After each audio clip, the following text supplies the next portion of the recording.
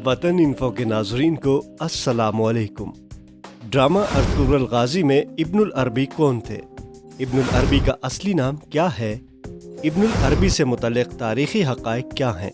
क्या अर्तुगरुल गाजी की तरबियत में इब्नुल अरबी का किरदार था? इब्नुल अरबी किस किरदार के मालिक थे?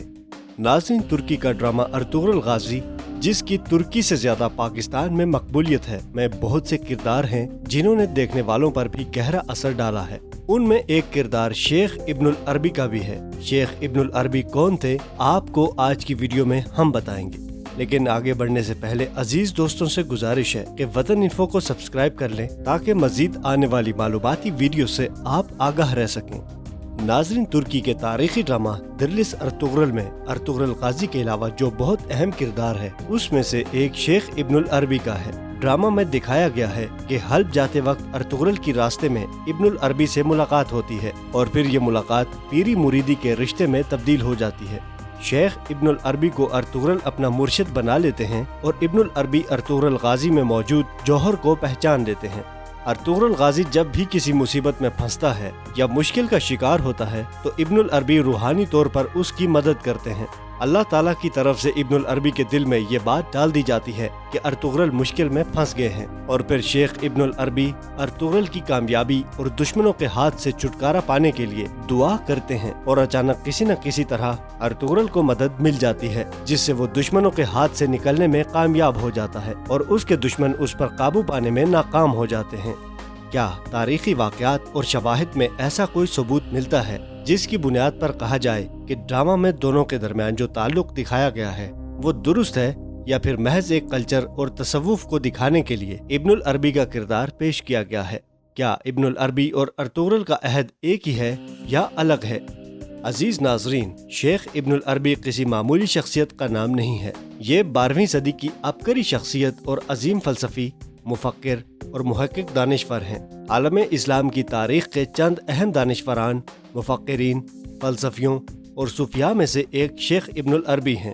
तकरीबन 500 किताबों के मुसन्निफ हैं। उनकी सबसे मशहूर किताब अल फतुहात अल मक्किया है, जिसके 560 अब्वाब और 4000 सफ़ात हैं।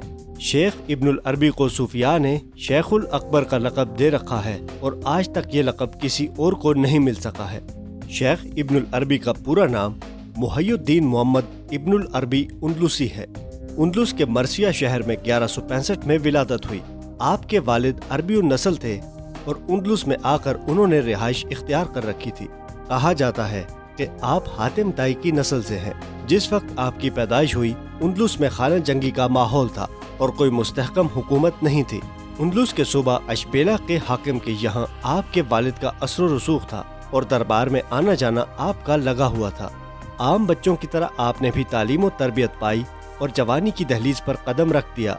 लेकिन इस दरमियान एक ऐसा वाकया पेश आया जिसने आपकी पूरी जिंदगी को बदल दिया। वाकया कुछ यूं है कि एक मजलिस लगी थी, शराब का दौर चल रहा था। शेख इब्नुल अरबी भी जाम हाथ में लेकर पीना चाह रहे थे कि अचानक एक आवाज उनको सुनाई देती है, ऐ मोहम्मद, क्या तुमको इसीलिए पैदा किया गया था? तुम्हारा काम शराब पीना और इस तरह के मजलिसों में शिरकत करना नहीं है।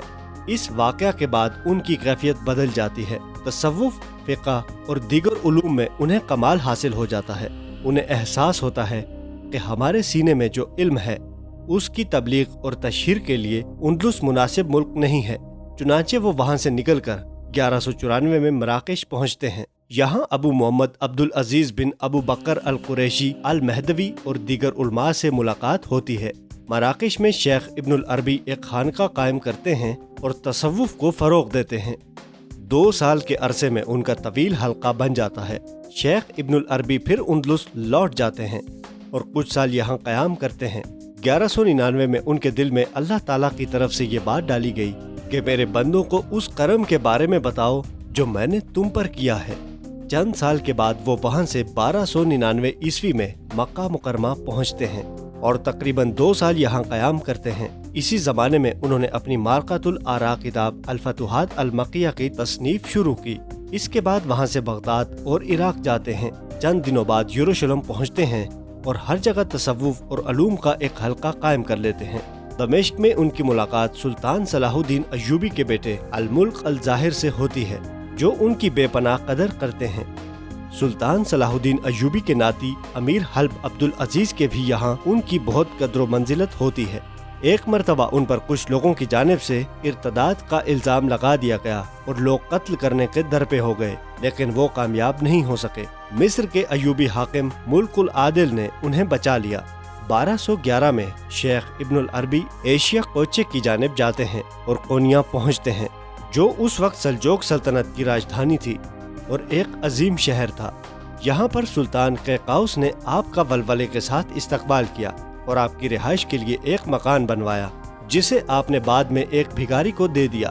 कोनिया में आपकी आमद मशरकी तसव्वुफ में एक इनकलाब का पेश खैमा बनी, जिसका वसीला आपके शागिर्द और सुतेले बेटे सदरुद्दीन कोनवी बने, जिनकी माँ से आपकी शादी हुई। सदरुद्दीन कोनवी, जो आगे चलकर तसव्वुफ के अल्लाइम में शुमार हुए, मौलाना जलालुद्दीन रूमी के करीबी दोस्तों में से थे। आपने इब्नुल अरबी की किताब फसूसुल हुक्म पर शरह लिखी, जो आज तक हरफ आखिर समझी जाती है। सल्जोक सुल्तान अलाउद्दीन के बाद आपके मुरीदों में से थे और बेपनाह इज्जत करते थे। आखिर उम्र में शेख इब्नुल अरबी दमिश्क आ गए। यहीं 1240 में शेख इब्नुल अरबी की वफात हुई। दमिश्क में ही आपका मकबरा है।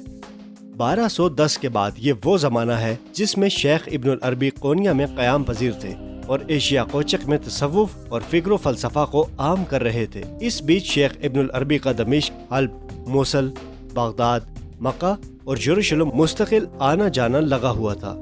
इसी अहद में अनातोलिया की सरजमीन पर अर्तुगरुल की सरगर्मियां भी शुरू हो गई थीं। शेख इब्नुल अरबी जिस जमाने में ये सारे सफर कर रहे थे, उसी जमाने में काई कबीला का सरदार अर्तुगरुल गाजी भी सलीबियों और मंगोलों से लड़ रहा था। अर्तुगरुल की तारीख विलादत 1190 है, जबकि इब्नुल अरबी की विलादत 1165 है।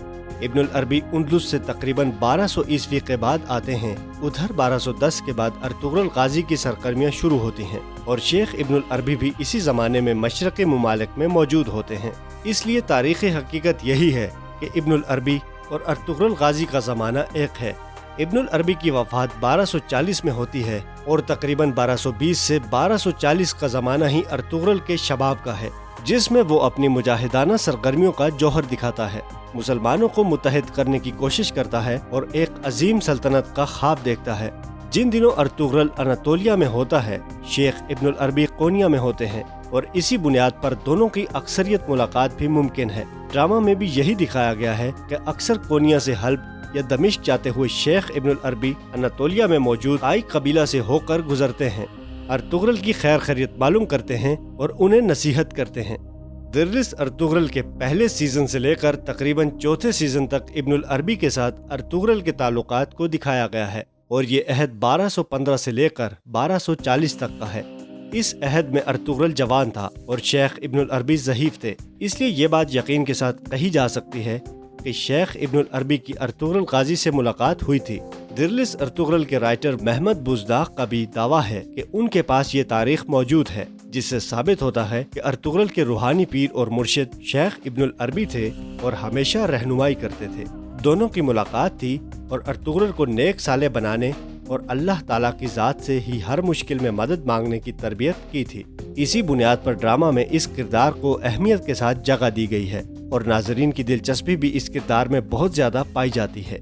बिलाशुबा ड्रामा अर्तुगरुल में शेख इब्नुल अरबी का किरदार बहुत अहम है। हर मुश्किल वक्त में वो अल्लाह ताला की तरफ रुजू करने की तलकीन करते हैं, अल्लाह ताला पर ईमान को मजबूत करने और उन्हीं से मदद मांगने की नसीहत करते हैं। अक्सर व बेशतर बातों का जवाब बराह रास्त कुरान से पेश करते हैं या फिर हदीस शरीफ या कौले सहाबा से पेश करते हैं। इब्नुल अरबी का किरदार ड्रामा को 4 चांद लगाता है। ये किरदार जिस अदाकार ने अदा किया है उनका नाम उस्मान सरगोद है। तुर्की के मशहूर अदाकारों में से एक हैं और दसियों फिल्म और ड्रामा में काम कर चुके हैं।